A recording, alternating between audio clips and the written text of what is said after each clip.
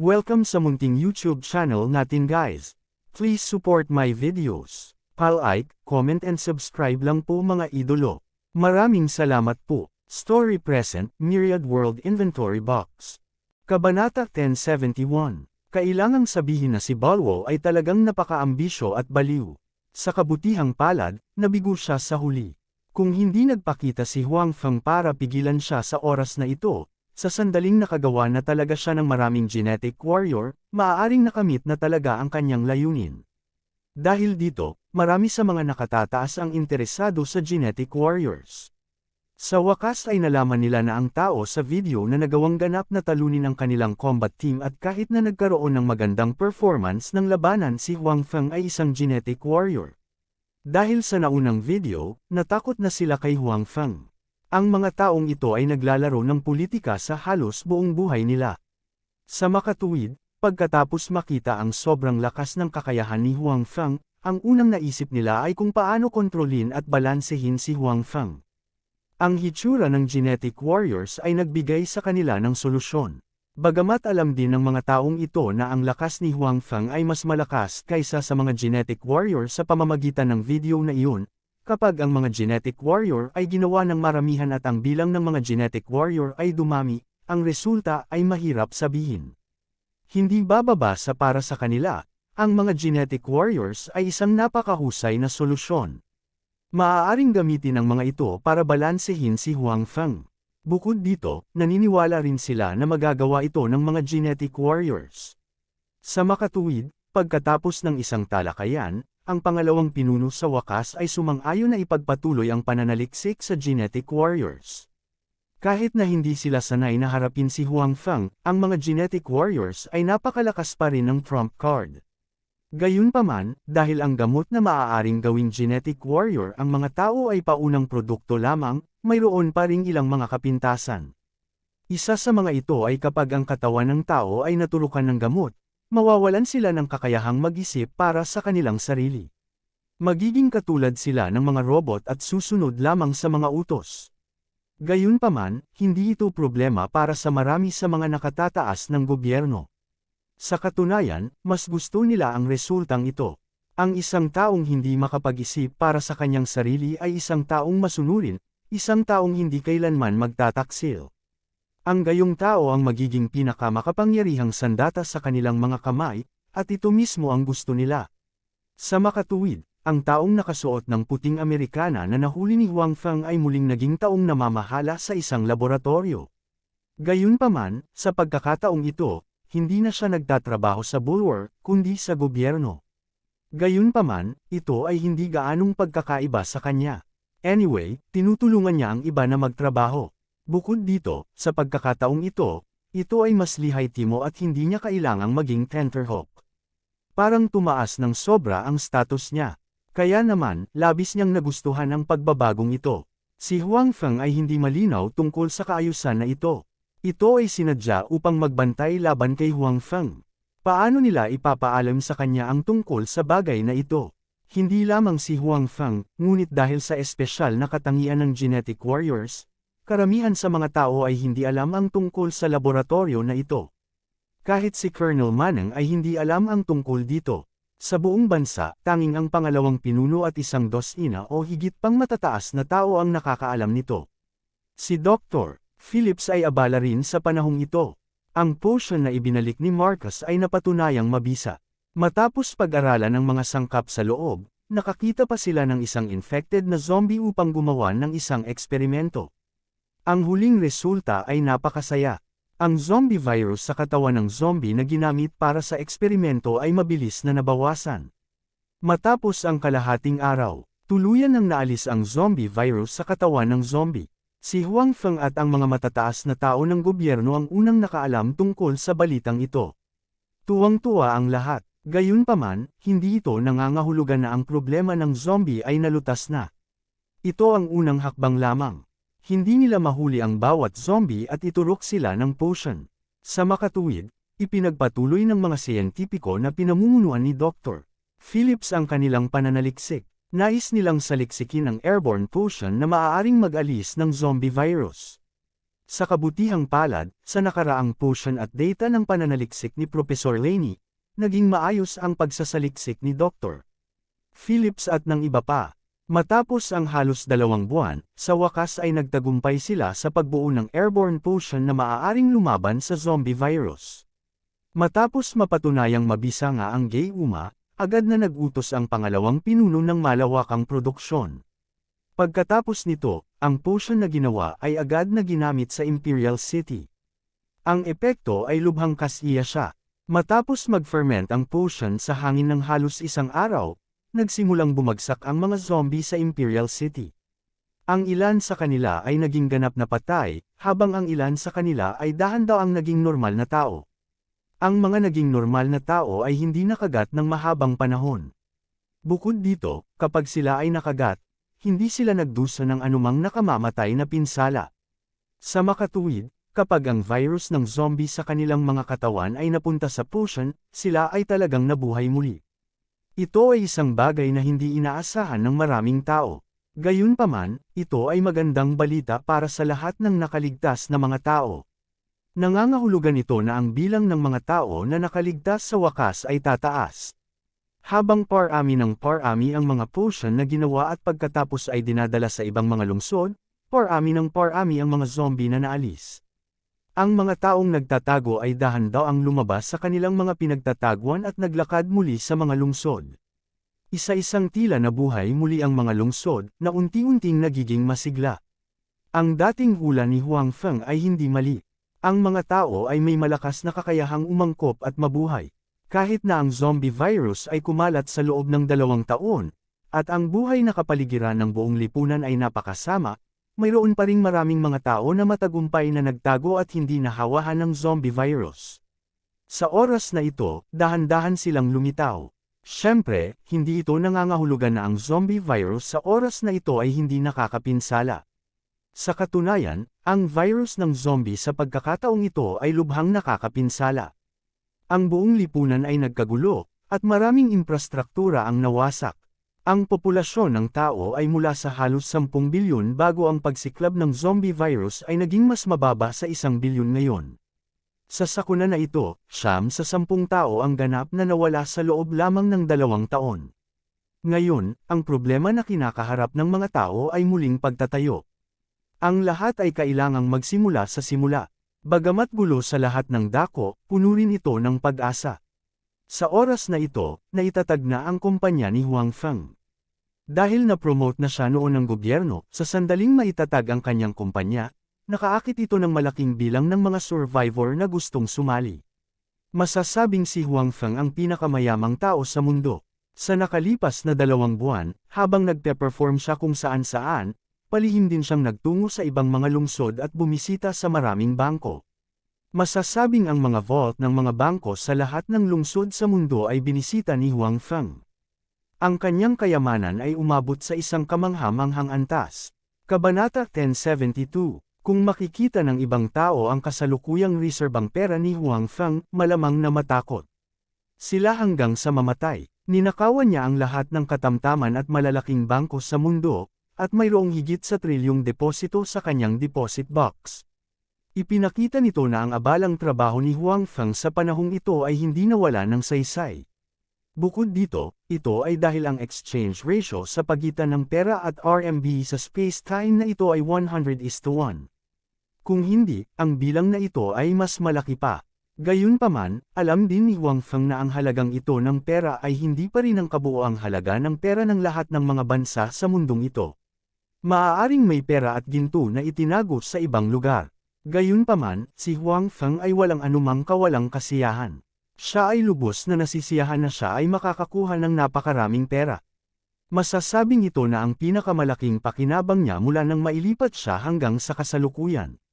Sa pagtingin sa tumpok ng mga numero sa storage box araw-araw, si Huang Feng ay nakakaramdam ng hindi katotohanan.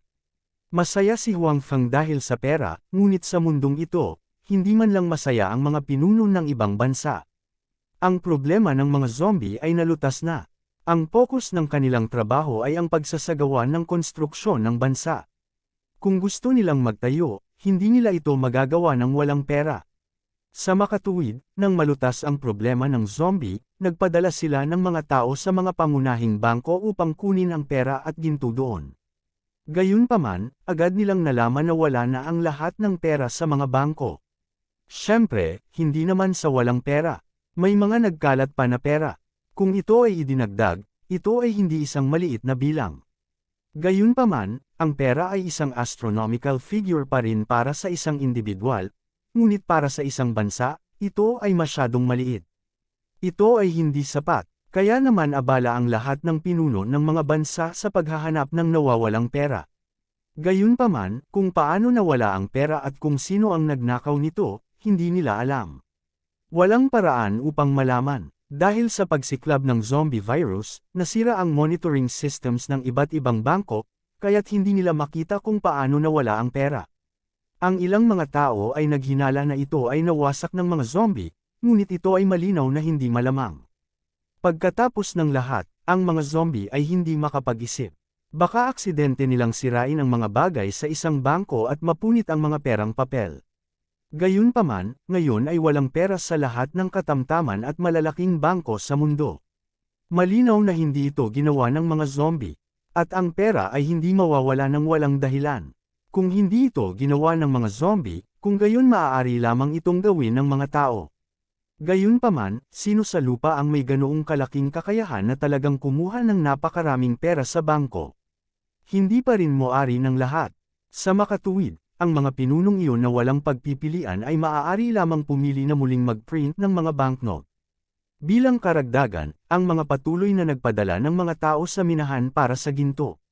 Ang mga banknote ay maaaring i-print anumang oras, at maaari silang mag-print hanggat gusto nila. Gayunpaman, hindi maganda ang ginto. Pagkatapos ng lahat, ang bagay na ito ay limitado. Maaari lamang silang umasa na makahanap ng mas maraming minahan ng ginto ngayon. Para sa mga bansa sa mundo na magsimulang mag-print muli ng mga banknotes, si Huang Feng ay hindi nag-alala, dahil ang storage box ay maaaring i-convert ang lahat ng uri ng pera sa RMB. Kasabay nito, maaari rin itong i-convert ang RMB sa anumang uri ng pera, kaya kapakipakinabang pa rin ang kanyang pera. Si Huang Feng, na may napakaraming pera sa kamay, ay magiging isang tanga kung hindi niya alam kung paano ito gamitin. Nagsimula siyang mamuhunan sa buong mundo. Gayunpaman, upang hindi makapukaw ng hinala, marami rin siyang ipinagpalat na alipin. Para sa kasalukuyang Huang Feng, hindi malaki ang pressure ng pagpapalitan ng mga alipin. Masasabing walang problema sa pagpapalitan ng marami sa gusto niya. Kung si Huang Feng ay personal na pumunta sa bawat bansa upang mamuhunan, kung gayon wala siyang gaanong oras at lakas. Ang isa pang dahilan ay kung may mag-iimbestiga, hindi niya ito maipaliwanag ng malinaw. Sa makatuwid, nagpadala siya ng isang kinatawan sa bawat bansa upang mamuhunan. Ngayon na ang lahat ng mga bansa ay nasa kalagayan ng paghihintay, ang mga taong nagdala ng pera upang mamuhunan ay malugod na tinatanggap. Sa makatuwid, ang pamumuhunan ni Huang Feng sa buong mundo ay naging maayos, na nagpaganda ng kalooban ni Huang Feng. Maayos din ang sitwasyon sa panig ni Marcus. Dahil sa reputasyon ng nakaraang paglaganap ng zombie virus, nais ni Huang Feng na mag-recruit ng ilang security personnel ng maayos, kahit na medyo sobra. Gayunpaman, hindi lahat ay naayon sa ideya ni Huang Feng. At least, nang hindi niya alam, may mga nag-uusap na kung paano siya haharapin. Pakiramdam ko ay dapat nating alisin ang Huang Feng na iyon. Kahapon, nang bumaba ako upang suriin ang sitwasyon, nalaman ko na sa maraming lungsod, may mga taong kusang nagtayo ng mga estatwa ni Huang Feng. Sa ngayon, ang kanyang prestihiyo sa mga tao ay masyadong mataas. Isang salita mula sa kanya ay mas epektibo kaysa sa ating mga patakaran. Sa oras na ito, sa isang malaki at maliwanag na conference room sa Imperial Capital, muling naupo ang mga matataas na opisyal ng bansa. Naroon din ang pangalawang pinuno, at ang kanilang pagpupulong ngayon ay tungkol kay Huang Feng. Siguro, in the first place, hindi muna natin siya dapat i-promote bilang national idol. Ngayon, parang pinapatamaan natin ang sarili natin. Umalangaw-ngaw ang isa pang matanda. Dahil sa sinabi ng matanda, medyo naging pangit din si Major General Manang na nandoon sa meeting. Kaka-promote lang niya kanina bilang pagkilala sa resulta ng dati niyang trabaho. Ang isa sa kanyang mga kontribusyon ay ang pagsasapubliko ng mga gawa ni Huang Feng at tumulong sa pagpapatatag ng mga tao. Ngayon, ang problema ng zombie virus ay nalutas na, ang prestihiyo ni Huang Feng ay hindi inaasahang mataas. Ang kanyang orihinal na merito ay tila naging mantsa sa kanyang katawan. Tama, pumapayag din akong gumawa ng hakbang laban kay Huang Feng. Alam nating lahat ang kanyang lakas. Napakataas pa rin ang kanyang prestihiyo ngayon. Narinig ko pa na marami sa mga nasa ibaba ang nananawagan na sumali siya sa halalan at maging tunay na pinuno ng bansang ito. Sabi ng isa pang matanda. Nang matapos siyang magsalita ay palihim niyang tiningnan ang mukha ng pangalawang pinuno. Ngayon, ang pangalawang pinuno ang may huling say sa bansang ito. Kung si Huang Feng talaga ang magiging tunay na pinuno, ito ay pag-agaw ng kapangyarihan mula sa mga kamay ng pangalawang pinuno. Hindi nagbago ang ekspresyon ng pangalawang pinuno, ngunit kitang-kita pa rin ng mga taong nakaupo malapit sa kanya na bahagyang nagbago ang kanyang mukha, ngunit hindi ito masyadong halata. Nabalitaan ko na ang kasalukuyang Spacetime Group ay single-handedly na itinatag ni Huang Feng. Ang kumpanyang ito ngayon ay mabilis na umuunlad. Sa maikling panahon, malapit na itong maging pinakamalaking grupo sa bansa. Napakalawak ng saklaw ng kanilang negosyo, kabilang ang engineering construction, pangangalaga sa kalusugan, produksyon ng pagkain, at iba pa. Masasabing nakakaapekto ito sa lahat ng aspeto ng buhay ng mga tao. Kapag nabigyan na siya ng kontrol sa buong panahon ng ekonomiya, kaya na niyang kontrolin ang buong buhay ng bansa. Sabi ng isang matandang lalaki sa tabi ng pangalawang pinuno. Kabanata 1073. Saan siya nakakuha ng ganoon kalaking pera? Mahinang sabi ng pangalawang pinuno. Hindi ko alam. Umiling ang matanda at sinabing, mukhang hindi mauubos ang pera ng kumpanya niya. Nag-i-invest siya sa lahat ng aspeto. Basta ito ay kumikitang industriya, parang may contact siya rito. Sa tingin mo, may kinalaman ba ang pera ni Huang Feng sa nawawalang pera sa bangko? Kung tutuusin, alam naman nating lahat ang husay ni Huang Feng. Hindi imposibleng manakawan siya ng bangko. Biglang sabi ng isang matanda. Hoy, kung sasabihin mo, pwede talaga. Isa pang matandang lalaki ang echoed, noong nakaraan, kapag siya ay libre, siya ay palaging nawawala sa isang yugto ng panahon. Baka siya ay nagnakaw sa bangko. Imposible yan. Napakalaki ng mundo. Paano niya nanakawan ang napakaraming bangko sa maikling panahon? Obviously, may mga hindi naniwala. Siguro may mga katulong siya. Kung tutuusin, wala kaming masyadong alam tungkol sa kanya. Nagpapatuloy ang investigasyon sa kanyang impormasyon, pero walang epekto. Hindi namin alam kung saan siya nanggaling o kung ano ang kanyang identity. Masyado siyang misteryoso para sa amin. Sabi ng isang matandang lalaki. Nagpapatuloy ang pagsisiyasat sa pagkakakilanlan ni Huang Feng, ngunit wala pa ring nakuhang kapaki-pakinabang na impormasyon. Si Huang Feng ay tila lumitaw nang wala sa oras. Walang nakakaalam kung saan siya nanggaling. Ito ay tiyak na dahil dito na ang pangalawang pinuno ay palaging may pagdududa tungkol kay Huang Feng. Siyempre, ngayon ay mas malaki ang kanyang pagdududa tungkol kay Huang Feng sa kanyang puso. Pagkatapos ng lahat, mukhang naapektuhan ni Huang Feng ang kanyang posisyon. Sa orihinal, sa mata ng pangalawang pinuno, si Huang Feng ay isa lamang may kakayahang junior na magagamit. Gayunpaman, hindi niya inaasahan na ang pag-unlad ni Huang Feng ay napakabilis na ito ay ganap na lumampas sa kanyang inaasahan. Ito rin ang kanyang kapabayaan. Nakalimutan niyang sa Apocalypse, maganda ang impresyon ng mga tao sa mga superhero na makapagliligtas sa kanila. Lalo na pagkatapos ibigay ni Marcus ang kredito sa paghahanap ng solusyon sa zombie virus kay Huang Feng sa utos ni Huang Feng, mas mataas pa ang prestihiyo ni Huang Feng. Ngayon, ang pangalawang pinuno ay labis na natatakot kay Huang Feng. Si Huang Feng ay mayroon na ngayong lakas, pera, at prestihiyo. Kung gusto niya talaga ang posisyon niya, parang hindi imposible. Hindi ito magagawa. Hindi natin maaaring hayaan ang mga taong hindi kilalang pinanggalingan na kontrolin ang pang-ekonomiyang buhay ng ating bansa. Sa ganitong paraan, mas magiging mahigpit ka sa kontrol ng Spacetime Group sa hinaharap at susuportahan ang ilang iba pang negosyo. Pagkaraan ng ilang sandali ay nag-alinlangan, sa wakas ay sinabi ng pangalawang pinuno ng mabagal sa lahat. Nagkatinginan ang lahat, naunawaan nila na ang ibig sabihin ng pangalawang pinuno ay kumilos laban kay Huang Feng. Ang kanyang saloobin kay Huang Feng ay ganap na nagbago.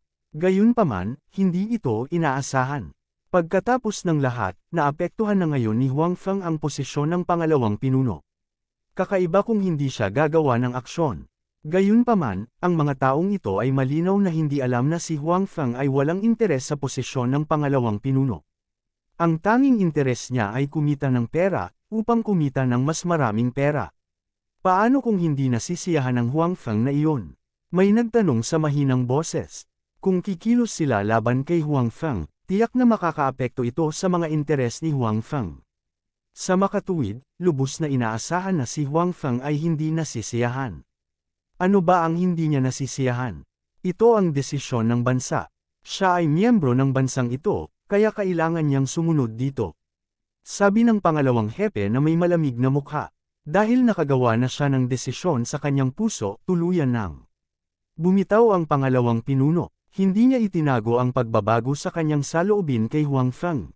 Lahat ng naruroon ay takot na takot kay Huang Feng. Pagkatapos ng lahat, kung nais ni Huang Feng na ma-promote, makakaapekto ito sa lahat ng kanilang mga interes. Sa kanilang opinyon, malaki ang posibilidad na palitan sila ni Huang Feng. Sa makatuwid, sa oras na ito, walang magsasalita para kay Huang Feng. Si General Manang, ang tanging may higit na pakikipag-ugnayan kay Huang Feng at isang magandang relasyon sa kanya, ay hindi nang ahas na magsalita para kay Huang Feng sa ngayon. Bagamat mayroon siyang magandang relasyon kay Huang Feng, iyon ay isang pribadong relasyon. Ngayon ay pinag-uusapan nila ang mga desisyon at interes ng bansa. Siyempre, tatayo siya sa panig ng pangalawang pinuno. Nang matapos ang pulong, hiniling ng pangalawang pinuno si Maneng na manatili sa likuran at tinanong siya, ikaw ang may pinakamaraming pakikipag-ugnayan kay Huang Feng. Anong uri ng tao siya sa tingin mo? Huang Feng, isang napakagaan na tao, sabi ni General Manang sa mahinang boses. Pagkatapos niyang magsalita ay palihim niyang pinagmasdan ang mukha ng hepe. Kung gayon sa tingin mo ba ay mayroon siyang anumang hindi makatutuhanang mga ideya? Nagpatuloy sa pagtatanong ang pangalawang pinuno. Siyempre, naunawaan ni Manang kung ano ang ibig sabihin ng pangalawang pinuno ng hindi makatutuhanang mga ideya. Saglit siyang nag-isip at sinabing, ayon sa pagkakaintindi ko kay Huang Feng, mukhang hindi siya interesado sa kapangyarihan. Mas mahalaga lang siya sa kumita. Seeing that the bureau chief's expression wasn't look too good, he added, siyempre, hindi ko alam kung ano ang totoong iniisip niya. Kahit na matagal ko na siyang kilala, sa totoo lang, wala akong masyadong alam sa kanya. Lagi niyang binibigyan ako ng feeling na misteryoso siya. Tumango ang pangalawang pinuno at sinabing, okay, I got it. You can leave. Umalis si Manang sa pagkakataong ito. Hindi niya sinasadyang magsalita para kay Huang Feng ngayon lang. Ipinahayag lang niya ang kanyang tunay na iniisip, umaasang hindi magkamali ang pangalawang pinuno. Pagkaalis ni Manang, ang number 2 chief ay nakaupong mag-isa sa kanyang upuan sa mahabang panahon, iniisip kung sino ang nakakaalam. Young Master, nagkaproblema ang kumpanya kamakailan. Mukhang sadyang pinapahirapan tayo ng mga tao sa mga departamentong iyon. Sa araw na ito, sinabi ni Huang Bing kay Huang Feng. Si Huang Bing ay isang alipin na ipinagpalit ni Huang Feng mula sa storage box. Siya rin ang namamahala sa Spacetime Group sa bansang kinaroroonan niya. Alam ni Huang Feng na tiyak na aalis siya sa Spacetime na ito, kaya imposibleng siya ang mamahala sa mga usapin dito. Oh, sadyang pinapahirapan tayo. Bahagyang natigilan si Huang Feng. Kailangang malaman ng isa na ito ang unang pagkakataon na nangyari ang ganitong sitwasyon. Nakapag-ambag na siya sa bansang ito at nagkaroon ng magandang relasyon sa matataas na antas. Ngayon, ang bansang ito ay masigasig din sa pagbuo ng infrastruktura nito at kailangan ang kanyang pera. Kaya naman, bago ito, hindi pa siya nakatagpo ng sinumang may balak na pahirapan siya. Alam mo ba ang ibig nilang sabihin? Gusto ba nila ng ilang pulang pakete? Tanong ni Huang Feng. Hindi naman siguro, sinabi ni Huang Bing, siguro nagbago na ang patakaran sa itaas. Gusto nilang sugpuin tayo at ayaw nilang tayo lang ang malaking kumpanya. Nalaman ko na sinadya nilang suportahan ang ilang kumpanya kamakailan. Parang gusto nilang makipagkumpetensya sa atin at makipagkumpetensya para sa merkado. Kabanata 1074, makipagkumpetensya para sa merkado. Pagkatapos makinig sa mga salita ni Huang Bing, itinaas ni Huang Feng ang kanyang kilay at sinabi. Bagamat alam din niya na ang pera, sa mundong ito ay hindi maaaring kikitain ng kanyang sarili, tiyak na mas maraming kakumpetensya sa hinaharap. Gayunpaman, hindi inaasahan ni Huang Feng na lalabas ng ganoon kaga ang mga kalaban. Sa katunayan, ang mga zombie ay naalis na. Karamihan sa mga tao ay walang kahit isang sentimo sa kanila ngayon. Hindi inakala ni Huang Feng na magkakaroon ng kalaban sa lalong madaling panahon. Ang lalong nagpahirap sa kanya na tanggapin ay sa likod ng mga kalaban na iyon, may mga anino talaga ng mga nasa poder. Kahit na ano, malaki rin ang naitulong ni Huang Feng sa kanila. Wala siyang hinihingi na kapalit, pero hindi mo ako maaring sadyang dayin. Gayunpaman, pagkatapos ng lahat, ang kabilang partido ay nasa kapangyarihan. Ayaw ni Huang Feng na masaktan ng sobra. Nasa ilalim pa rin siya ng pamumuno ng kabilang partido. Kaya, sinabi niya kay Huang Bing, kalimutan mo na ito. Kung hindi malaki ang epekto, tiisin mo na lang. Anyway, ang pera sa mundong ito ay hindi natin makukuha. Okay, alam ko na ang gagawin. Matapos malaman ni Huang Bing ang saloobin ni Huang Feng, alam niya kung anong mga hakbang ang dapat gawin. Gayunpaman, sa loob ng ilang araw, natagpuan muli ni Huang Bing si Huang Feng. Hindi naman sa hindi malakas ang kakayahan ng kabilang partido. Ang mga alipin na ipinagpalit ni Huang Feng sa pagkakataong ito ay hindi mura. Hindi na kailangang pagdudahan ang kanyang kakayahan. Gayunpaman, ngayon ay nilinaw ng mga mataas na opisyal ng bansa na gusto nila ang Space-Time Group. Kahit malakas siya, ano ang silbi? Ganun ba? Mukhang kailangan kong makilala ang mga pinunong iyon. Pagkatapos marinig ni Huang Feng ang ulat ni Huang Bing, gumawa siya ng desisyon sa kanyang puso. Ayon sa ulat ni Huang Bing, ang kanilang mga konsesyon ay walang kaunting epekto. Ang kabilang partido ay nagkaroon pa ng intensyon na kumuha ng 1 pulgada at tumagal ng 1 milya. Patuloy nilang binabawasan ang kanilang bahagi sa merkado. Bukod dito, gusto talaga ng kabilang partido na mag-abuloy sila sa iba't ibang paraan.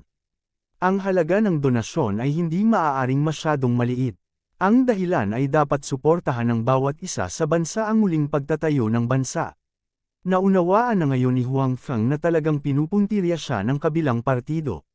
Gayunpaman, hindi niya alam kung sino ang nasa likod ng serye ng mga kaganapang ito at kung anong antas ito.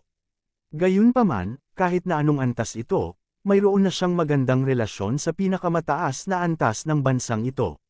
Sa makatuwid, sa oras na ito, si Huang Feng ay talagang hindi masyadong nag-aalala. Ano, walang oras si Chief.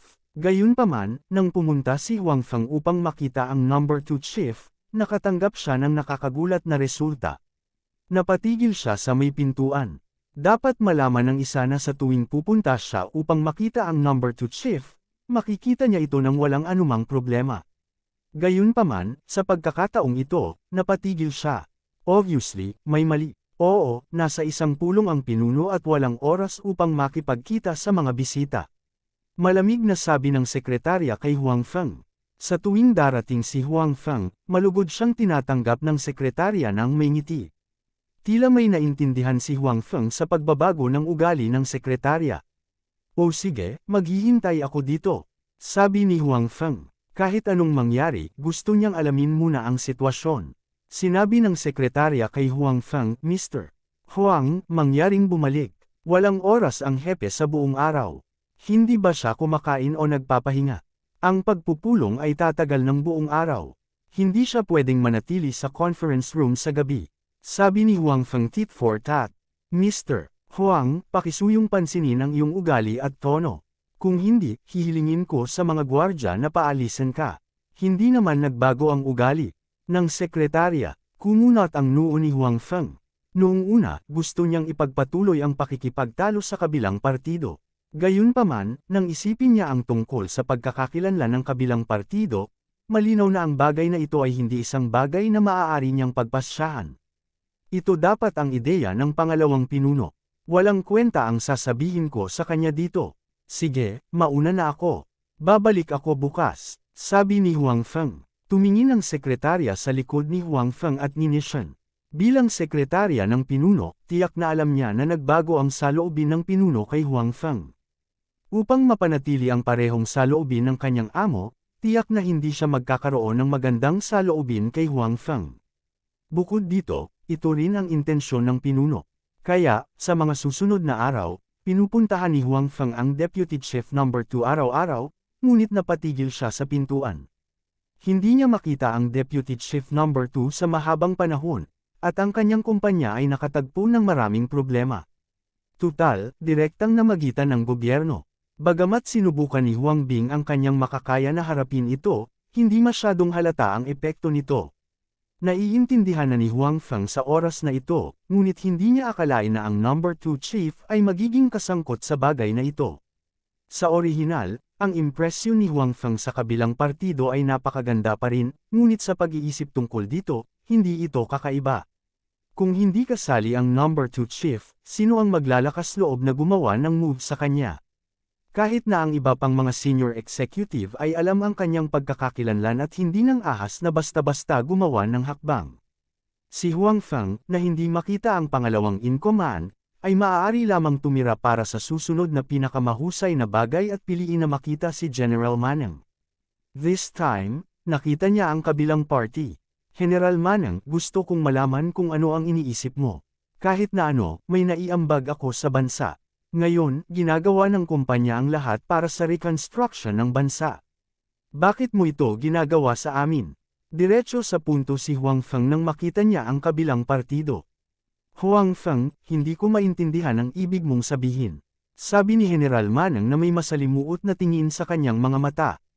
Alam kong naiintindihan mo, huwag na tayong magpatalo. Mahigit 1 o 2 araw na tayong magkakilala. Hindi na kailangang itago. Hindi nilayon ni Huang Feng na pabayaan ang kabilang partido at direktang nagtanong. Huang Feng, bakit hindi mo tinanggap ang imbitasyon ng hepe? Hindi sinagot ni General Maneng ang tanong ni Huang Feng. Sa halip, nagtanong siya kay Huang Feng. Ano ang kinalaman ng dalawang bagay na ito sa isa't isa? Sabi ni Huang Feng na nakakunot ang noo. Mula nang bumalik mula sa Gaokei City, sinubukan ng mga senior executive at deputy chief No. 2 na i-recruit si Huang Feng sa gobyerno ng higit sa 1 beses. Gayunpaman, tinanggihan silang lahat ni Huang Feng. Ang isang dahilan ay ang kanyang isip ay kumita ng pera, at wala siyang interes sa kapangyarihan. Ang isa pang dahilan ay ang pag-alis niya sa space-time na ito maaga o huli, kaya walang paraan na matanggap niya ang imbitasyon ng kabilang partido. Hindi naman pwedeng mawala na lang siya bigla. Sa oras na iyon, mas magiging mahirap ang mga bagay. Ang kumpanyang tinuluyan niya sa space-time na ito ay paghihinalaan at iimbestigahan. Dapat tanggapin mo. Bumantong hininga si General Maneng at sinabing, kung hindi, hindi sila mapapanatag. Hindi sila mapapanatag, bulong ni Huang Feng sa sarili. Pagkatapos, tila may naintindihan siya, at ang mga salitang dakilang merito ay lumilitaw sa kanyang isipan. Ang ganitong uri ng bagay ay hindi pangkaraniwan sa kasaysayan ng China sa Earth, kaya't naunawaan ni Huang Feng matapos itong pag-isipan ng kaunti. Kabanata 1075, kung tutuusin, kapag ganito ang iniisip niya, parang hindi naman naging komplikado ang mga bagay-bagay. Gusto siyang i-recruit ng mga taong iyon. Pinahahalagahan ng isa ang kanyang kakayahan, at ang isa ay natatakot sa kanyang kapangyarihan. Pagkatapos ng propaganda ng mga taong iyon, napakataas na ngayon ng kanyang reputasyon sa mga tao. Bukod dito, mayroon siyang napakalakas na paraan. Kaakibat ng ipinakita niyang lakas ng ekonomiya ngayon, hindi katakataka na matakot sa kanya ang mga iyon, lalo na ang mga mahilig makipaglaro sa politika. Hindi naman siya masyadong nag-iisip, pero hindi maiwasang mag-isip ng sobra ang mga taong iyon. Alam mo, wala akong interes sa mga karapatang iyon. Wala akong gagawing out of line. I just want to make money with peace of mind.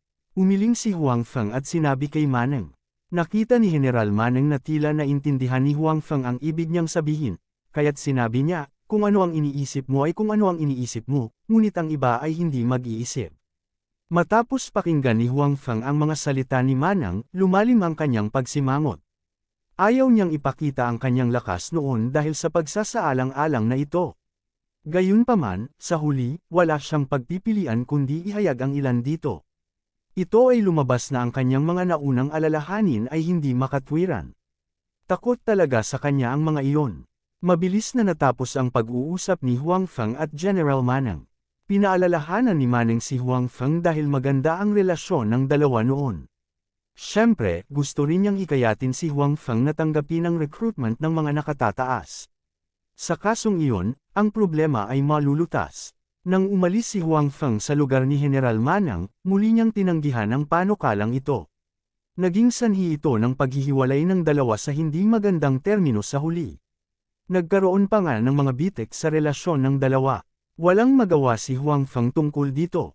Ang dalawa ay may magkaibang mga paninindigan, at ang sitwasyong ito ay mangyayari maaga o huli. Gayunpaman, hindi pa rin nalulutas ang problemang kinakaharap niya ngayon. Hindi gustong isuko ni Huang Feng ang pagkakataong kumita ng pera. Dapat itong malaman na ang lugar na ito ay mas malaki kaysa sa Earth, at mayroong higit pang mga mapagkukunan. Bukod dito, ang lugar na ito ay nakaranas ng isang sakuna ng zombie. Lahat ay itinayong muli, may mga pagkakataon sa negosyo sa lahat ng dako. Hanggat ang isa ay hindi isang tanga, maaari silang kumita ng pera sa oras na ito. Paano magiging handa si Huang Feng na sumuko? Gayunpaman, malinaw na gumawa ng hakbang ang gobyerno laban sa kanya ngayon. Kung pipilitin niyang kumita ng pera, tiyak na tatayo siya sa tapat ng kabilang partido. Bukod dito, naiintindihan din ni Huang Feng na dahil ang kabilang partido ay gumawa na ng hakbang laban sa kanya, ang pag-atake sa kanyang ekonomiya ay simula pa lamang. Pagkatapos nito, sisirain nila ang kanyang reputasyon na naipon niya noon. Kung tutuusin, nasa kamay ng kabilang partido ang publicity agency. Hindi masyadong mahirap para sa kabilang partido na sirain ang kanyang reputasyon. Matapos ang lahat ng ito, ang kabilang partido ay direktang sasalakayin siya at papatayin. Ito ay ganap na posible. Sa ganitong paraan lamang nila maaalis ang mga problema sa hinaharap magpakailanman. Matapos maunawaan ang iniisip ng kabilang partido, halatang ayaw ni Huang Feng na maupo, maliban kung handa siyang bumalik ng walang dala sa oras at space trip na ito. Huang Bing, kamakailan, makipag-ugnayan sa mas maraming tao mula sa gobyerno at hukbo. Magkaroon ng magandang relasyon sa kanila. Kahit anong paraan ang gamitin mo, gawin silang tumayo sa aming panig. Maunawaan, sabi ni Huang Feng kay Huang Bing. Noong nakaraan, siya ay palaging napakaingat. At the same time, dahil sa magandang relasyon niya sa mga tao sa itaas, hindi siya masyadong nakipag-ugnayan sa mga opisyal sa middle at lower level. Gayunpaman, ngayon ay tila kailangan niyang gawin ito. Young Master, makasiguro ka. Alam ko na ang gagawin, sabi ni Huang Bing. Pagkatapos noon, hinanap ni Huang Feng si Marcus at sinabi sa kanya, paano ang mga security personnel na nasa ilalim mo? Gusto kong maalala lang nila ang kumpanya, ako lang ang maalala nila, at hindi ang bansa, kaya mo ba? Panipi, walang problema. Saad ni Marcus, the people I recruited are people who admire you very much. Sa kanilang mga puso, ikaw ang nagligtas sa kanila, hindi ang bansa. Kaya, sila ngayon ay tapat sa iyo, hindi sa bansa. Very good. Sinabi ni Huang Feng ng may kasiyahan, alam mo rin na may mga nangyari sa kumpanya kamakailan. Gusto tayong hawakan ng mga tao sa itaas. Hindi tayo pwedeng umupo na lang at maghintay sa kamatayan. Naiintindihan ko, bilang senior member ng kumpanya, natural na alam ni Marcus ang mga nangyari sa kumpanya kamakailan. Kung titingnan ang kasalukuyang saloobin ni Huang Feng, halatang hindi siya handang makipagkompromiso. Anuman ang desisyon na ginawa ni Huang Feng, nagpasya si Marcus na sundin si Huang Feng magpakailanman. Ito ang naging desisyon niya nang sumunod siya kay Huang Feng sa Imperial Capital. Very good. Protektahan mong mabuti ang sarili mo at mag-ingat ka, sabi ni Huang Feng kay Marcus. Si Huang Feng ay naniniwala pa rin kay Marcus at lubos na nasisiyahan sa kanyang pinili. Sa makatuwid, ayaw ni Huang Feng na may mangyari kay Marcus. Tiyak na malalaman ng mga tao sa itaas ang tungkol sa kanyang mga aksyon sa lalong madaling panahon. Mabilis din silang mag-react. Nag-aalala rin si Huang Feng na may gagawin silang desperado. Mag-iingat ako, sabi ni Marcus. Tsaka i-promote mo pa, gaya ng ginawa mo dati, understand? Sabi ni Huang Feng. Dati, bilang karagdagan sa mga tao mula sa gobyerno na tumutulong kay Huang Feng na isulong, tinulungan din ni Marcus si Huang Feng. Bukod dito, ito ay mas pinalaki. Sa kanyang promosyon, si Huang Feng ay isa ng Diyos, hindi isang tao.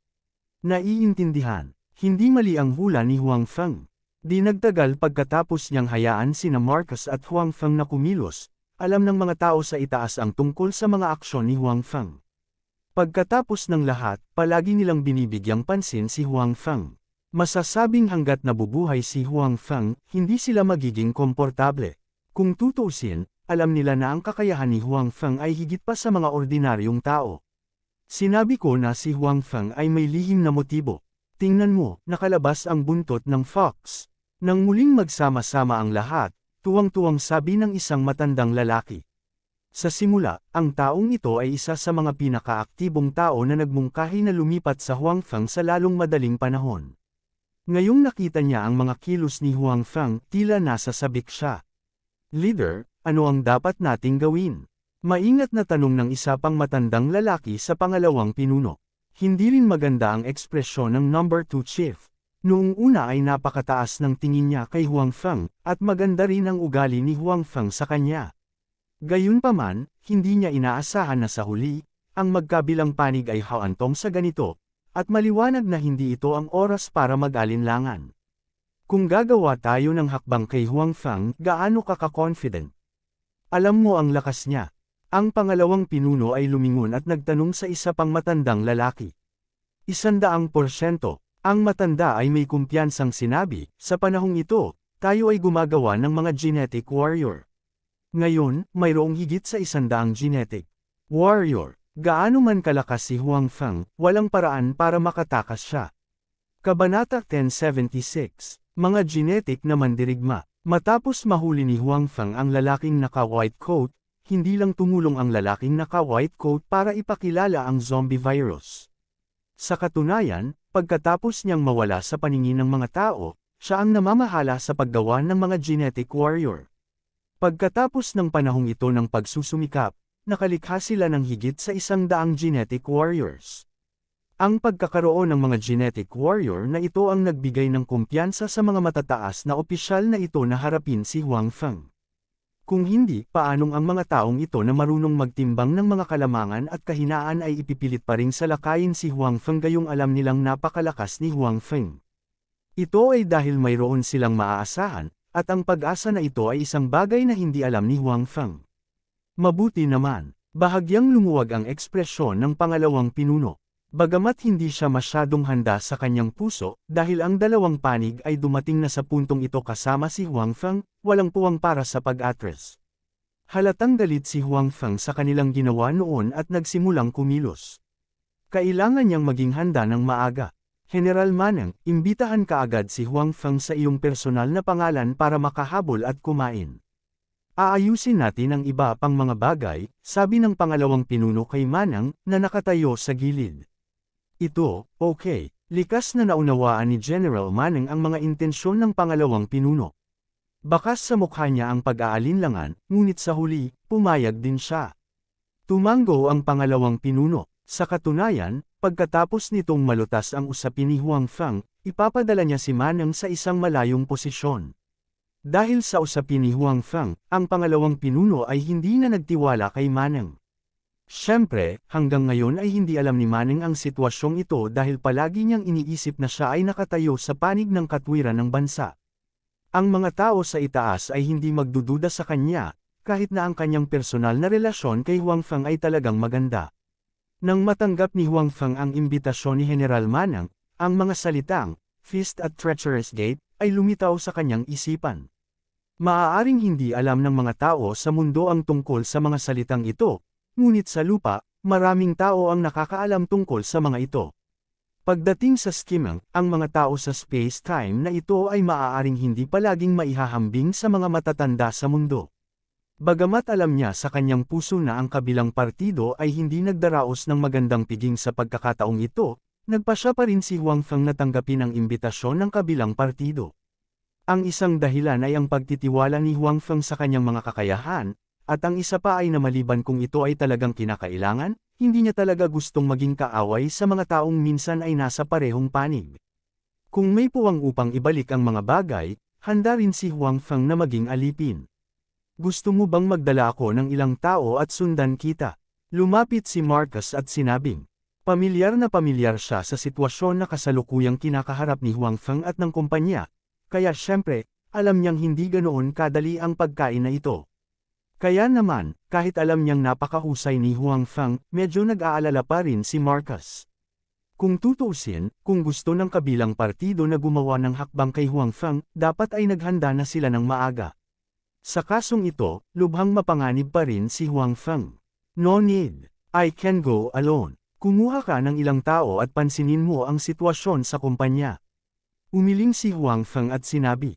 Kahit na nasa panganib siya, nadama ni Huang Feng na mas mabuting pumunta ng mag-isa. Kung ganoon, mas madali para sa kanya na makatakas kahit na gusto niya. Okay, I will be here at the company. Walang mangyayari. Nakita ni Marcus na tumanggi si Huang Feng, kaya hindi na siya nagpumilit. Sa katunayan, tiyak na naniniwala siya kay Huang Feng. Ang nakaraang pagkubkob ng mga zombie ay lubhang mapanganib sa bawat pagkakataon, ngunit laging nagagawa ni Huang Feng na ibalik ang sitwasyon. Naniniwala si Marcus na magagawa pa rin ito ni Huang Feng sa pagkakataong ito. Pagkatapos ayusin ang mga bagay sa kumpanya, pumunta si Huang Feng sa pagkain ni General Manning ng mag-isa. Bahagyang natigilan si General Manning nang makita niya si Huang Feng na paparating na mag-isa. Ayon sa kamakailang mga aksyon ni Huang Feng, halatang may naintindihan si Huang Feng. Sa kasong ito, naglakas loob pa rin si Huang Feng na pumunta sa kainan na ito ng mag-isa. Hindi alam ni Manning kung sasabihin na matapang o ignorante si Huang Feng. Ano? Mukhang nagulat si General Manning. Sabi ni Huang Feng na may bahagyang ngiti. Hindi. Umiling si Manning at sinabing, dahil nandito ka, mangyaring umupo. Matapos maupo ang dalawa sa pribadong silid, may ngiti pa rin si Huang Feng sa kanyang mukha, ngunit mas sigurado siya sa kanyang naunang hula sa kanyang puso. Malinaw niyang naramdaman na kakaiba ang kapaligiran dito. Gayunpaman, hindi pa rin masyadong nag-aalala si Huang Feng. Sa ganitong low martial world, wala talaga siyang dapat ikatakot sa kanyang mga first class na kakayahan. Ang nagbanta lang sa kanya ay ang sobrang sundalo mula sa Umbrella Company. Gayunpaman, nang maisip ni Huang Feng ang sobrang sundalo, bumilis ang tibok ng kanyang puso. Parang may naisip siya at naramdaman niyang may mali. Gayunpaman, napakakaunting impormasyon ang alam niya pagkatapos ng lahat. Ang impormasyon tungkol sa genetic warriors ay mahigpit na confidential. Maging si Manang ay kamakailan lamang nalaman ang tungkol dito. Natural na hindi alam ni Huang Feng ang tungkol dito. Kaya, kahit na naramdaman na niya na may mali, hindi niya naiintindihan kung ano ang mali. Agad na inihain ang pagkain. Kailangang sabihin na pagkatapos na ganap na maalis ang mga zombie, ang antas ng pamumuhay ng mga tao ay tumaas. Dati, basta mabusog ang tiyan at mabuhay, sapat na. Ngunit ngayon, ang mga taong may kakayahan ay nagsimulang ituloy ang materyal na kasiyahan. Malinaw na nagsikap si General Manning para sa pagkain ngayon. Masarap lahat ang mga pagkaing nakahain. Maging ang gana ni Huang Feng ay tumaas ng husto. Personal na ibinuhos ni Manning si Huang Feng ng isang baso ng alak, pagkatapos ay dinampot ang baso at sinabi kay Huang Feng, ilang buwan na tayong magkakilala. Ang bilis talaga ng panahon. Noong mga oras na iyon, abala kami sa pagtakbo sa iba't ibang linya sa harapan upang labanan ang mga zombie halos araw-araw. Noong panahong iyon, bagaman masama ang mga kondisyon at mapanganib ang sitwasyon, ngayon na naiisip ko ito, isa rin itong magandang alaala sa ating pagkakaibigan. Halika, tagay, sa ating pagkakaibigan. Si Huang Feng ay dahan-daw ang nag-clink ng salamin kay Manning at sinabi. May pagkakaibigan nga ang dalawa noon, ngunit ngayon, dahil sa kani-kanilang posisyon, halatang-halata na ang kanilang pagkakaibigan ay malapit ng mag-e-exist. Marahil pagkatapos ng pagkain na ito, maaaring hindi na nila matapos ang pagkain na ito. Nang ay lapit ni Huang Feng ang baso sa kanyang mga labi, nalaman niyang tila kinakabahan na nakatingin sa kanya si Manning. Ang kanyang mga mata ay tila umaasang iinuman niya ang baso ng alak na ito ng mabilis, ngunit siya ay tila nag-aatubili din. Sa pangkalahatan, hindi mawawala ng kalmado si General Manning, ngunit ngayon, alam na alam ito ni Huang Feng. May mali sa alak na ito. Kabanata 1077. Dahan-daw ang ibinaba ni Huang Feng ang baso ng alak, pagkatapos ay tumingin kay Manning at sinabing, General Manning, hindi mo ako tinawag dito ngayon para lang makahabol. May iba pa ba? Nang makitang ibinaba muli ni Huang Feng ang baso ng alak, medyo kinabahan si Manang. Iniisip ang nakaraang pagganap ni Huang Feng, may natuklasan ba siya? Gayunpaman, sa oras na ito, halatang hindi siya masyadong magpakita. Pinilit niyang tumingin kay Huang Feng ng mahinahon at sinabing, meron talagang iba. Gusto kong payuhan ka na pag-isipang muli ang intensyon ng mga nakatataas. Kung tutuusin, dati tayong mga kasama. Hindi na kailangang maging ganoon kay Tigas. Since you've said this, then I'll tell you. Hindi naman sa ayaw kong ma-recruit, pero may sarili akong paghihirap. Hindi ako makakasama. Ayaw mo naman na bigla akong mawala, di ba? Kung ganoon nga, baka lalo pang maghinala sa akin ang mga nakatataas, na iniisip na hindi malinis ang layunin ko sa pagsali, at narito ako para magnakaw ng ilang impormasyon. Tapos siguradong masusupol ang kumpanya ko, di ba? Malinaw na hindi ito ang gusto kong makita, same time na sinabi ni Huang Feng kay Manang. Ito rin ang ikinabahala ni Huang Feng. Kung bigla siyang nawala, siguradong maghahinala ang mga nakatataas na may ninakaw siya at pumunta sa ibang bansa. Sa oras na iyon, magugulo ang kanyang kumpanya. Bukod dito, naramdaman din ni Huang Feng na dahil ang mga taong iyon ay naghihinala na sa kanya, kahit na pumayag siyang sumali sa kabilang partido ngayon, ang kabilang partido ay hindi tunay na magtitiwala sa kanya sa kanilang mga puso. Ang pamumuhay sa isang mundo ng hinala araw-araw ay malinaw na hindi magandang pakiramdam. Wala na ba talagang paraan para malutas ito? Kailangan mo bang umalis? Saan ka pupunta? Si Manang ay halatang ayaw pa ring sumuko. Ito ang sikreto ko. Patawarin mo ako sa hindi ko nasabi sa'yo. Sabi ni Huang Feng. Hindi pa banggitin na nagkaroon na ng lamat sa relasyon ng dalawang partido ngayon, kahit na noong nakaraan nang magkasundo silang dalawa, hindi sasabihin sa kanya ni Huang Feng ang sikreto na hindi siya mula sa espasyong ito. Halatang hindi alam ni Manang ang sitwasyon sa loob. Naramdaman na lang niya na hindi siya pinaniwalaan ni Huang Feng. Gayunpaman, sa kasalukuyang relasyon ng dalawang partido, maliwanag na hindi siya naniniwala sa kanya. Kaya, nagngangalit si Manang at gumawa ng pangwakas na desisyon sa kanyang puso. Muli niyang dinampot ang kanyang baso ng alak at sinabi kay Huang Feng, maaaring ito na ang huling pagkakataon na magsasama-sama tayong kumain at uminom. Pagkatapos nitong toast, ang dati nating pagkakaibigan ay tapos na. Pagkatapos magsalita, nang hindi na hinintay na magsalita si Huang Feng, ibinaba niya muna ang alak sa kanyang baso.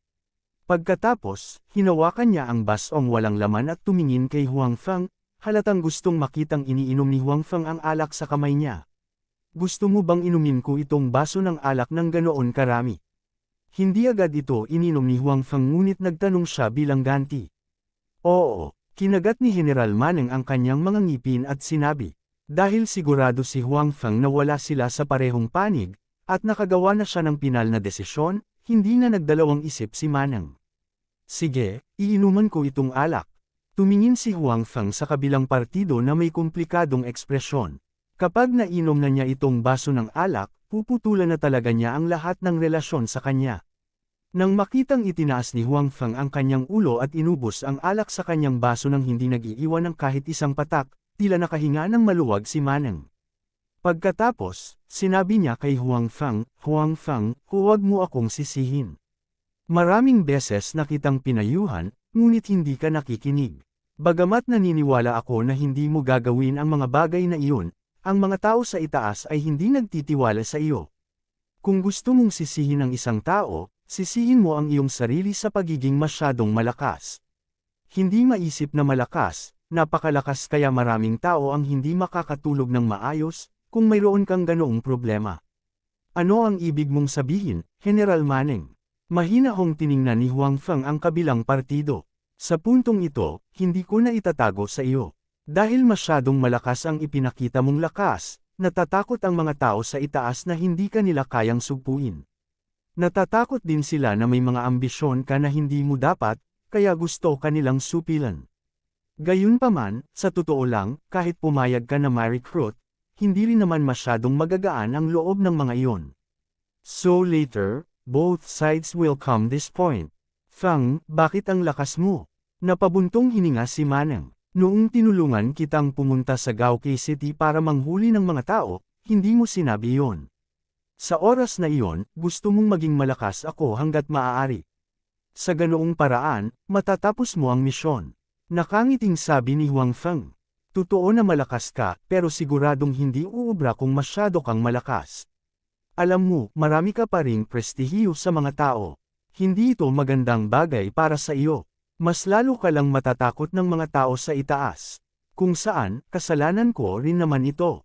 It was my idea to publicize your deeds, and I have manang very responsible for it. Kung gayon, ano ang ibig mong sabihin sa napakaraming sinasabi, General Manning? Tanong ni Huang Feng. I don't want to lie to you. Nalasan ang baso ng alak na yon. Alam kong napakalakas mo, pero kahit gaano pa kalakas ang isang tao, pagkatapos malason, siguradong mamamatay sila pagkatapos ng 5 minuto. Ngayon, wala pang 1 minuto ang natitira. Maraming tao ang nakatambay sa labas ng pribadong silid na ito. Gusto mo mang umalis, sabi ni Manang. Hindi mo magagawa, sabi ni Manang. Ganun ba? Parang hindi naman. Sa mundong ito, walang makakapigil sa akin kung gusto kong umalis. Sabi ni Huang Feng na puno ng pagmamataas ang mukha. Sa lugar na ito, nagkaroon siya ng ganoong tiwala. Huang Feng, huwag kang magpumiglas ng walang kabuluhan. Iwanan mo ang iyong sarili na isang buo na bangkay. Huwag kang mag-alala. Pagkatapos mong mamatay, ililibing kita ng maayos, sabi ni Manang.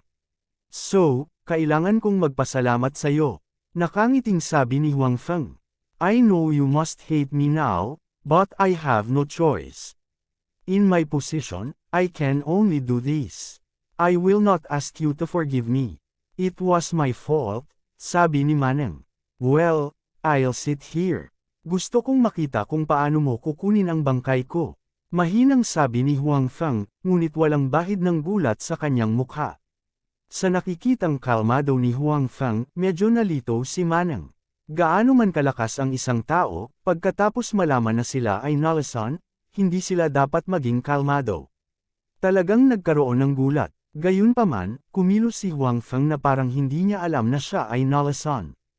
Akala ba niya nagsisinungaling si Manang sa kanya? Gayunpaman, hindi ito mahalaga. Wala pang 1 minuto ang natitira. Kapag ang laso na alak sa katawan ni Huang Feng ay sumiklab mamaya, malalaman niya na hindi nagsisinungaling si Manang sa kanya.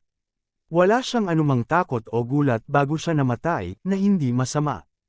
Ito ay maaaring ituring na isang mabuting paraan upang mamatay. Naghihintay si Manang na sumiklab ang makamandag na alak ni Huang Feng, ngunit hindi niya napansin na may pool ng tubig sa paanan ni Huang Feng sa oras na ito. Damaloy ang tubig sa mga daliri ni Huang Feng at natipon sa lupa. Kung lalapit man ang isa, maamoy pa nila ang halimuyak ng alak sa loob. Kabanata 1078, Kamusta ka na? Pagkaraan ng ilang minuto pa, nakita ni Manang na nakaupo pa rin si Huang Feng na parang walang nangyari sa kanya. Nasa mood pa nga siyang kumain.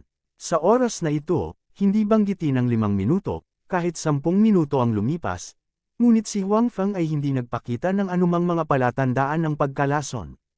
Natigilan si Manang. Bakit may mangyayari sa akin? Dahil lang sa may lason mong alak.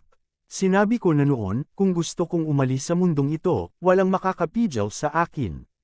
Ibinaba ni Huang Feng ang mga chopstick sa kanyang kamay at walang pakialam na tumingin kay Manang.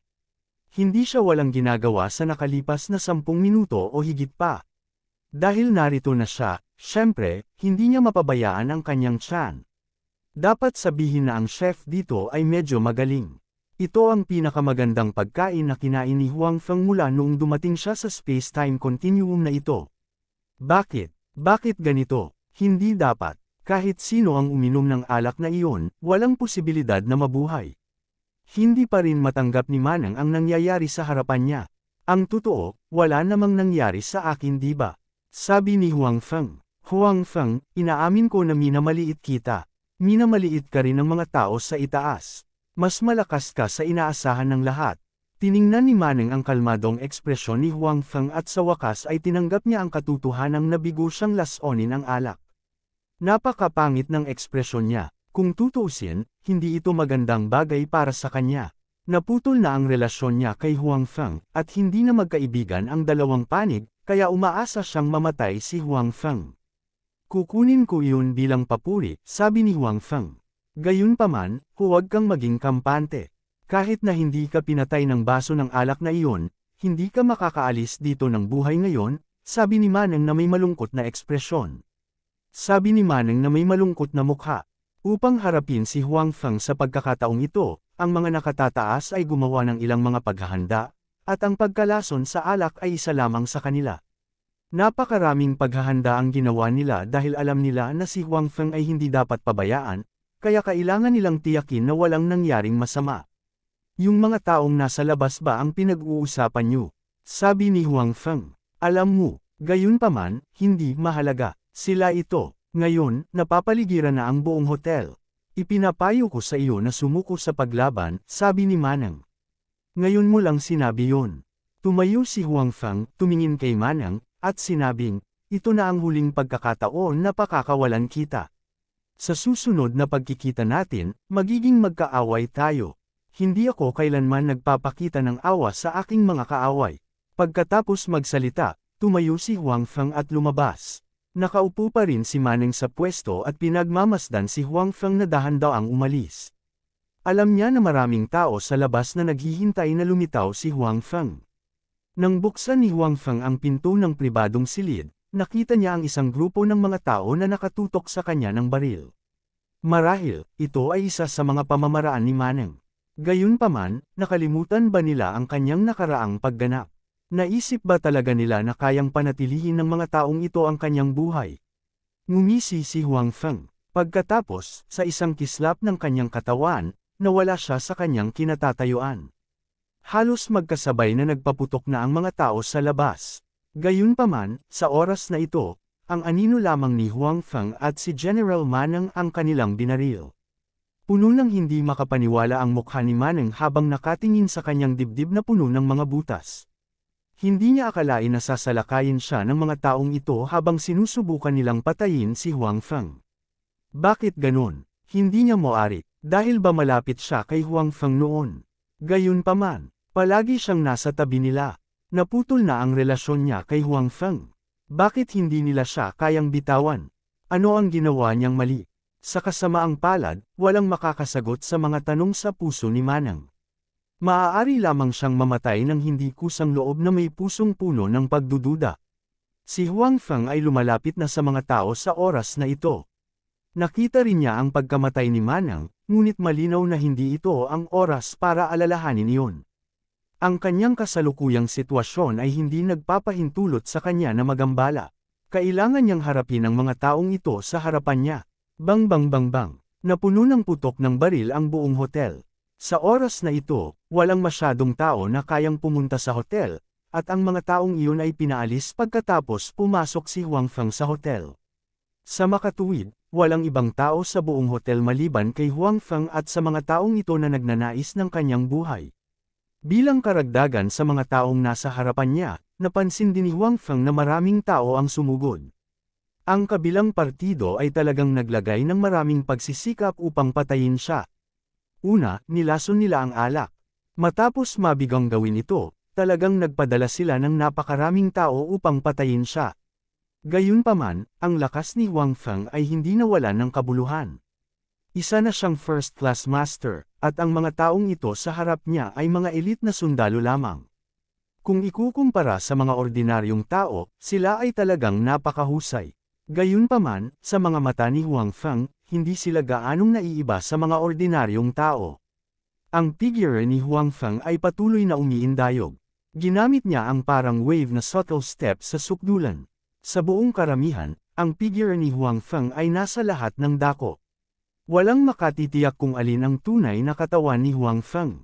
Bukod dito, maraming tao ang dumating dito upang patayin siya, ngunit ngayon sila ay naging mga kalasag ng tao na magagamit niya. Bagamat sinabihan sila na si Huang Feng ay napakalakas bago sila dumating, ang mga sundalong ito ay puno pa rin ng pagkabigla nang sila ay talagang humarap kay Huang Feng ngayon. Napakaraming tao ang nakapaligid sa kanya, at wala siyang anumang arma sa kanyang kamay, ngunit wala pa rin silang magawa sa kanya. Hindi sila iniwasan ni Huang Feng isa-isa. Matapos mang-agaw ng baril sa kamay ng isang sundalo, hindi siya nagdalawang isip na barilin ng baliw sa mga taong ito. Bagamat napakalakas ng kanyang panloob na puwersa at mahika, Hindi alam ni Huang Feng kung ano ang naghihintay sa kanya sa labas, kaya kailangan niyang isave ang kanyang lakas. Kahit baril lang ang gamit nila, patuloy na dumarami ang mga nasawi sa mga sundalong iyon. Kung tutuusin, masyadong malaki ang agwat ng lakas sa pagitan nila ni Huang Feng. Hindi sila maaaring magdulot ng malaking pinsala kay Huang Feng. Bilang karagdagan, ang espasyo dito ay hindi masyadong malaki. Bagamat marami silang tao, wala silang kaunting bentahe sa bilang. Minsan, nagdadagdag pa sila ng gulo sa sarili nilang mga tao. Gayunpaman, ang mga taong nasa itaas ay halatang determinado na patayin si Huang Feng. Kaya, kahit na marami ang nasawi ngayon, hindi umatras ang mga sundalong iyon.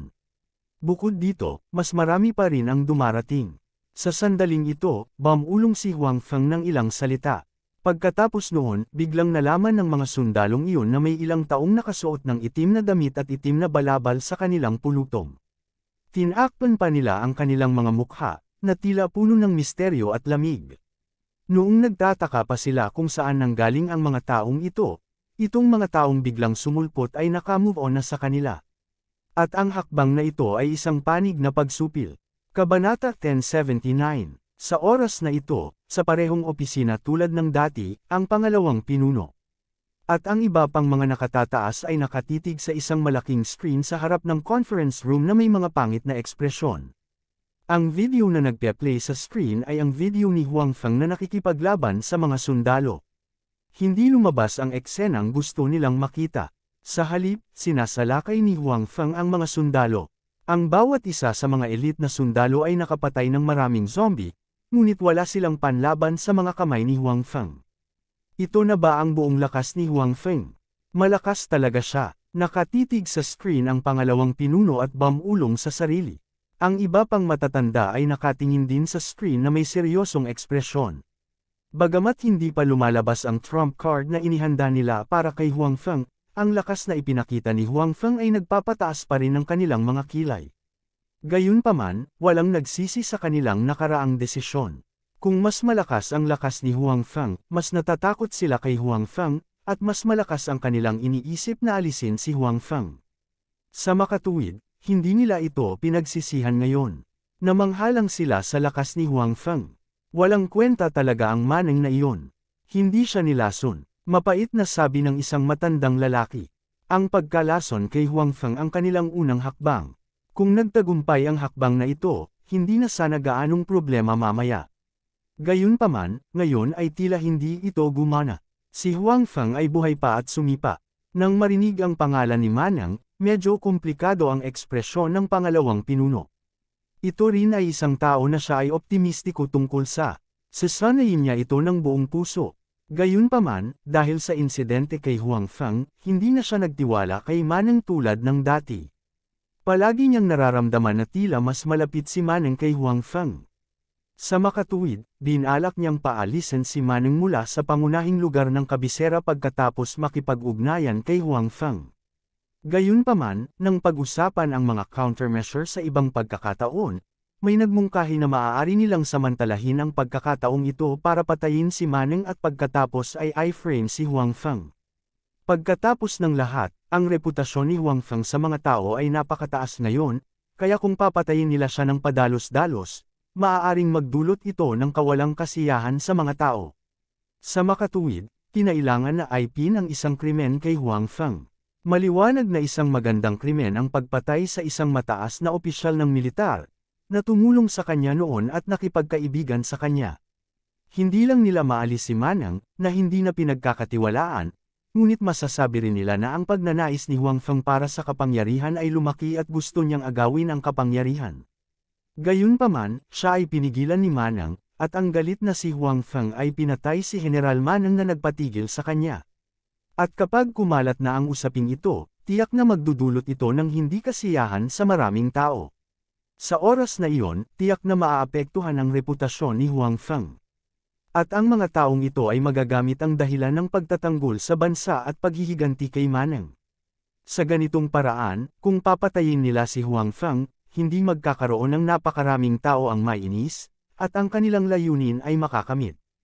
Kaya naman, hindi naintindihan ni Maneng hanggang sa kanyang kamatayan na siya ay isang piraso lamang ng chess sa mga kamay ng mga taong iyon, isang piraso ng chess na maaaring iwanan anumang oras. Okay, huwag ka nang magsalita ng marami. Patay na si Maneng. Walang kwenta ang pag-uusapan tungkol dito. Ang kailangan nating gawin ngayon ay alisin si Huang Feng sa lalong madaling panahon. Ang pangalawang pinuno ay halatang ayaw makipag-usap patungkol kay Maneng, na kung saan ay hindi siya komportable sa kanyang puso. Chief, huwag kang mag-alala. Sa pagkakataong ito, hindi na makakatakas si Huang Feng kahit na may pakpak siya. Sa labas ng hotel, marami kaming inihanda na armas. Kung hindi kayang patayin ng mga taong iyon sa loob si Huang Feng, gagawin naming mawala si Huang Feng at ang hotel sa mundong ito. Sa oras na ito, sabi ng isa pang matandang lalaki. Bagamat mayroon silang mga genetic warriors sa kanilang mga kamay, iyon na ang kanilang huling trump card. Hindi nila ito gagamitin maliban kung ito ay talagang kinakailangan. Kung maaari silang gumamit ng iba pang mga paraan upang patayin si Huang Feng, halatang handa sila, kahit na ang presyo ng pamamaraang ito ay medyo mataas. Tahimik ang lahat sa eksena dahil alam nila na kapag ginamit na ang mga armas sa labas, hindi lang mawawala si Huang Feng at ang hotel, kundi maging ang daan-daang sundalo sa loob ay hindi na makakaligtas. Ang mga taong ito na nakaranas ng zombie apocalypse ay dapat na isa sa pinakadakilang kayamanan ng bansa, ngunit ngayon, sila ay ililibing kasama si Huang Feng. Medyo hindi sila komportable sa kanilang mga puso. Gayunpaman, ang mga taong ito ay sanay na maglaro ng politika. Alam nila na minsan, may mga bagay na kailangang isakripisyo. Kaya, kahit na medyo mataas ang presyo, basta mapatay nila si Huang Feng, sulit ito. Sa oras na ito, maraming figure sa itim ang biglang lumitaw sa video. Sa sandaling lumitaw ang mga taong iyon, sinimulan nilang patayin ang mga nakapaligid na sundalo. Sa ilalim ng kanilang mga pag-atake, ang mga sundalong iyon ay hindi makalaban. Sino ang mga taong iyon?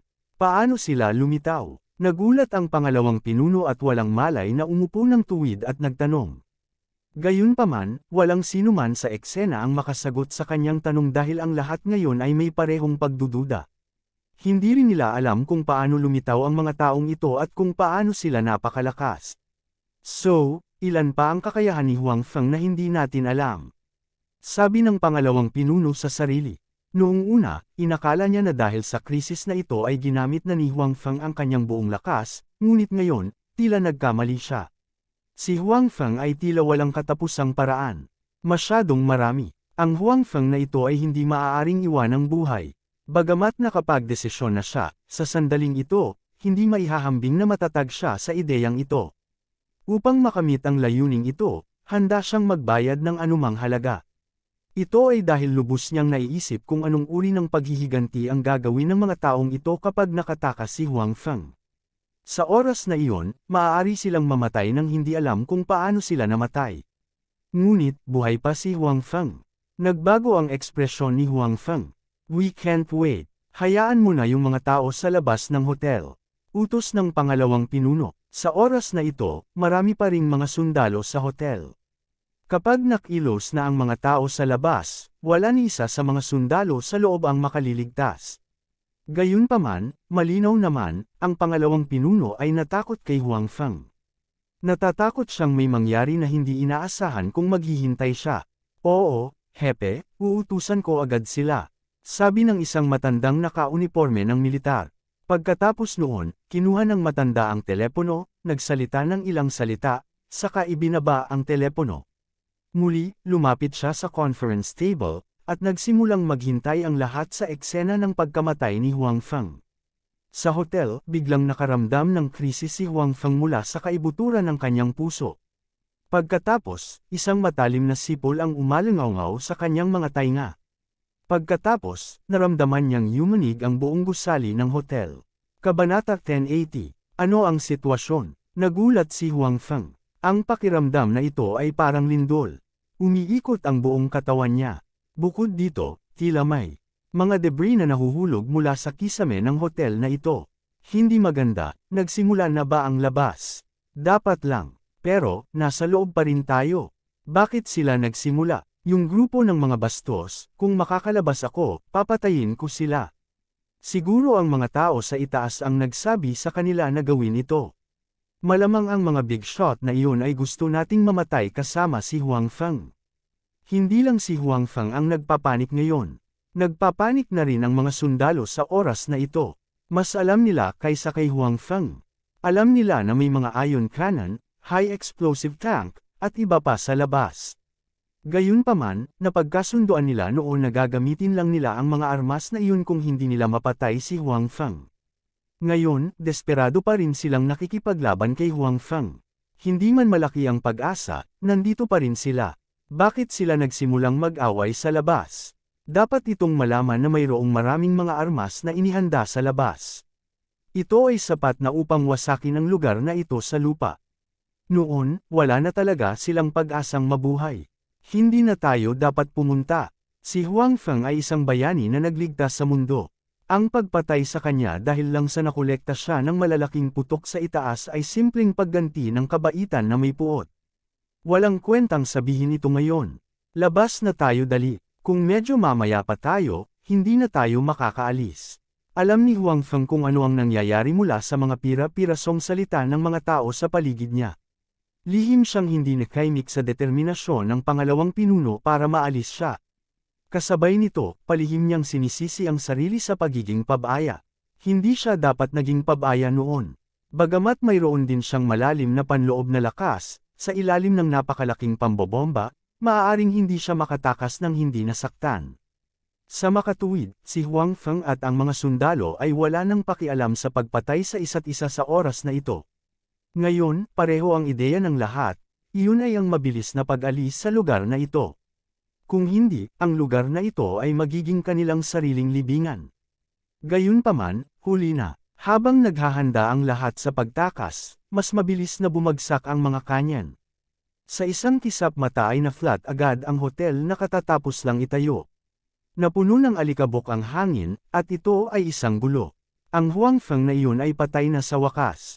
Matapos makita ang huling eksena sa hotel sa pamamagitan ng surveillance video, marami sa mga nakatataas sa kabilang panig ng conference room ang sa wakas ay nakahinga ng maluwag.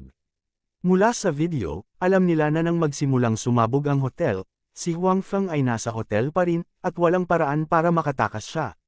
Sa makatuwid, sa ganoong sitwasyon, tiyak na mamamatay si Huang Feng. Dapat malaman na ngayon lang sila gumamit ng maraming advanced na armas. Sa ilalim ng ganoong siksik na bombardment, kahit na ito ay isang level -6 o kahit isang level -7 na zombie, ito ay mamamatay lamang. At si Huang Feng ay isang tao lamang. Bagamat napakalakas niya, tiyak na hindi maihahambing ang kanyang depensa sa isang high-level na zombie. Masasaktan din siya. Ito ay kilala noon, kaya sa kasong ito, si Huang Feng ay tiyak na mamamatay. Bagamat ayaw nilang aminin, lahat ng naruroon, kabilang ang pangalawang pinuno, ay medyo natatakot kay Huang Feng sa kanilang mga puso. Ito ay dahil ang ilan sa mga bagay na ipinakita ni Huang Feng ay lumampas sa kanilang pangunawa. Ang pakiramdam na walang paraan upang makontrol ito ay nagparamdam sa kanila na ang kanilang buhay ay maaaring banta ni Huang Feng anumang oras. Dahil dito, noong nakipag-ugnayan sila kay Huang Feng noon, wala na silang dominante at mapagpakumbaba na ugali na mayroon sila noon kapag kaharap ang iba. Natatakot silang masaktan si Huang Feng at ilagay ang kanilang sarili sa panganib. Dahil dito, hindi sila komportable. Ngunit ngayon, sa wakas ay patay na si Huang Feng. Sa katunayan, hindi na siya maaaring mas patay. Kahit isang kumpletong bangkay ay hindi mahanap. Sa wakas ay napanatag na ang kanilang mga puso. Hayaan ang mga tao na gawin ang publisidad ayon sa nakaraang plano. Sinabi ng pangalawang pinuno, tandaan, dapat mong ipaisip sa lahat na si Huang Feng ang labis na pinuri at nagalit sa atin. Nagkusa siyang salakayin tayo, at napilitan lang tayong lumaban. Lungkot din tayo sa pagkamatay niya. Naiintindihan mo ba? Naiintindihan, pinuno. Sumagot ang lahat. Hindi sila pamilyar sa ganitong uri ng pagbaliktad ng itim at puti, kaya wala silang problema sa pagharap dito. Nalulungkot ka ba nang marinig mong patay na ako? Habang naghahanda ang lahat na umalis, biglang bumukas ang pinto ng conference room, at isang pamilyar na boses ang dumating. Nang lumingon ang lahat sa taong dumating, lahat sila ay parang nakakita ng multo, at naninigas ang kanilang mga mukha. Huang Feng, bakit ikaw? Bakit ka nandito? Di ba, sabi ng isang matandang lalaki na may takot na takot. Hayaan mo akong tulungan kang sabihin ito. Isinara ni Huang Feng ang pinto, lumakad ng dahan-dahan, at sinabing, ibig mong sabihin, dapat patay na ako ngayon, di ba? Dapat namatay ako sa hotel, sa ilalim ng bombardment ng langit.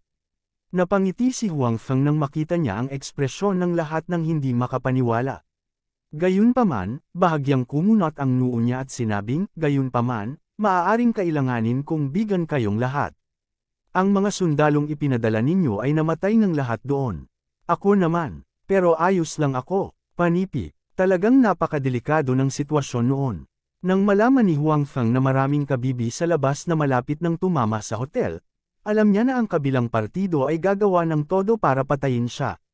Kaya naman, agad niyang inilabas ang hover sports car mula sa kanyang storage ring at umupo sa loob nito. Mabilis na umangat sa ere ang hover sports car. Pagkatapos nito, hindi na pinsala ng pagsabog ang hover sports car. Siyempre, hindi rin maganda ang pakiramdam ni Huang Feng na nakaupo sa loob. Tinamaan siya ng napakalaking shockwave, at nagtamo rin siya ng internal injuries. Sa kabutihang palad, ang mga pinsala ay hindi malubha, at ang kanyang buhay ay hindi nasa panganib. At kung tumagal pa ng isang segundo ang kamera doon, maaaring nakita ng mga taong ito dito ang eksena ng pagmamaneho ni Huang Feng. Sa kasamaang palad, hindi nila nakita ang eksenang iyon, kaya inisip nilang lahat na patay na si Huang Feng, ngunit naging masaya sila para sa wala. Siyempre, kahit na walang nangyari sa huli, si Huang Feng ay mayroon pa ring matagal na takot. Nakita rin niya ang kalupitan ng mga taong ito. Kung alam nilang hindi siya patay, siguradong sesilakay na naman sila, at mas mabangis pa ito. Kaya, pagkalabas ni Huang Feng sa hotel, sumugod siya rito. Bago siya nakipagtalo sa mga matataas na opisyal na ito, si Huang Feng ay nakapunta sa lugar na ito ng higit sa isang beses, kaya alam niya kung saan ang lugar na ito. Sa bilis ng hover na sports car, hindi magtatagal bago sila makarating dito. Para sa mga taong nagbabantay sa labas, si Huang Feng ay tahimik na humarap sa kanila. Iyon ang dahilan kung bakit siya nagpakita sa harap ng mga taong ito sa oras na ito.